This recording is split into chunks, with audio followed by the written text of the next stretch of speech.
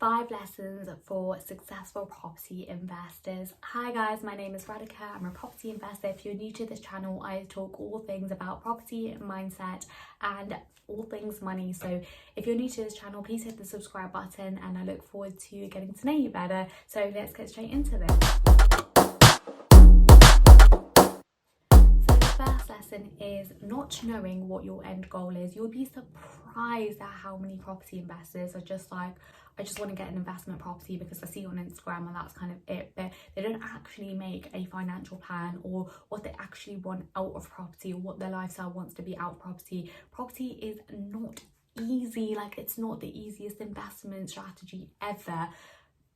Actually, no investment is, but like honestly there's kind of easier ones to kind of gain that passive investment, but property is definitely not easy and it's quite risky because a lot of money is involved with it. So if you do make bad decisions, you could potentially lose a lot of money. So making sure that you have that end goal in mind and knowing that how you're going to get there, if it's through property or other investments. Don't just buy property for the sake of it, you know, just making sure that you're following something that's going to help you in the future. It's not about right now, it's about what's going to happen in 10, 20, 30, 40 years time. The second is getting your money in order, making sure that you have good healthy financial habits, because what's going to happen when you start to earn £10,000, £20,000, £30,000, are you in the right mindset to actually go and look after that kind of money? Because it starts being different, and if you have really bad money habits at the moment, what's going to happen, you're just going to end up losing all of that money because then your lifestyle is just going to go up. So if you're literally living paycheck to paycheck or living above your means and then you start to earn like 10, 20, 30,000 pounds a month, you're just going to end up using those same habits and paying out and using and spending like 30,000 pounds per month, which is actually ridiculous to think about it when you're not even using that money to reinvest or save or actually like do something good with your life. So yeah, just make sure that you have good money habits. The third lesson is networking. You guys know I'm a massive fan of networking. I love meeting new people, hearing their stories. You know what, I hate when people ask me about mine because I'm just like so curious about what their life is about and what they've been doing in property. However, I've been able to build a really good network where anytime I have a problem, I literally know the 10 people that I can literally just pick up the phone and be like, hey, I need your help, do you have 5 minutes?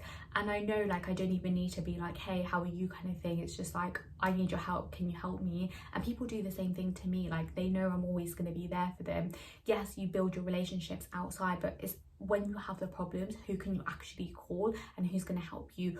Or if you need something urgently done and you need some help, or you need to speak to a broker, or you need a recommendation for a broker, solicitor or anything, who are you going to call? Like, you know, your friends and your family are not going to be able to help unless they are already in property and have a good network. But majority of people, like, you need to build up your good network and kind of like a separate group of business networking, as well as like creating lifelong friends. I've actually made like really like lifelong friends during property, and I think I'm closer to them than I am with some of my own friends. Yes, I have my best friends and my close friends, however there are property people where I'm just like, let's hang out, let's actually be friends. Like, it's crazy to even think that I've not even known some of these for a long time, but can genuinely really like rely on them and like talk to them whenever I need to.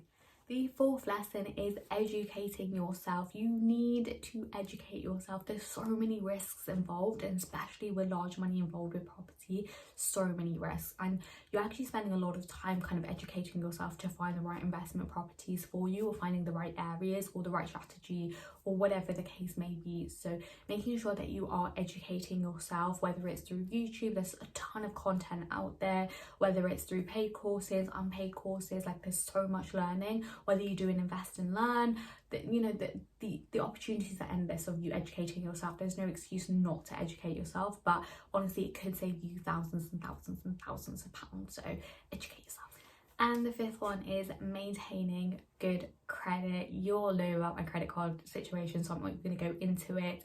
But make sure that you are staying in good credit, paying off your credit cards if you do have one, making sure you're staying within your limits, because there's a lot of lenders that won't lend to me and I don't want you to be in the same situation as I was. So making sure that you get your credit in score, making sure you're paying off your credit cards, and also just understanding who would lend to you, what kind of rates you would get, because every situation and every property is going to be different. It just depends on how the bank wants to lend to it.